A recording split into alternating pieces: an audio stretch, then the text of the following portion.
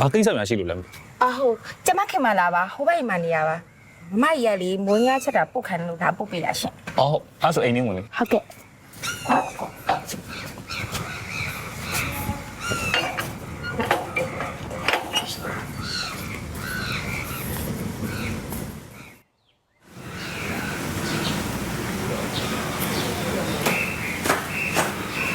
နာမ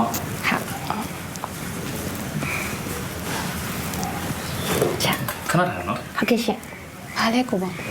ကိုဘက်ရအနေကမွေးငါပို့ခံလိုက်လို့လေ အော်အမဟိုဘက်အိမ်ရ ဟုတ်တယ်လေ အော်ဟိုနေ့ကအိမ်ထက်လူတော့ပါမလာဘူးနော် ဟိုနေ့ကအော်ဟိုအဲ့နေတော့ကျမရွာပြန်နေတာရှင် ဟုတ်ဒါနဲ့အမကအနီုံမာတို့နဲ့ဘာတော်လဲ မမကြီးလို့နေလား ဟုတ် 15နှစ်တမီကလေးမမကြီးတို့အိမ်မှာအလုပ်လုပ်နေတာရှင်မမကြီးတို့မိသားစုကလေတိတ်မများဘူးတိလားမမကြီးတို့တာမီတာဖာ၄ယောက်ရေကျမရေပဲရှိရမမကြီးရေ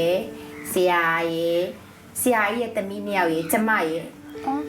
ဘိုးကအနီတို့မှာတမီးနှစ်ယောက်တောင်ရှိရလား ဟုတ်တယ်လေ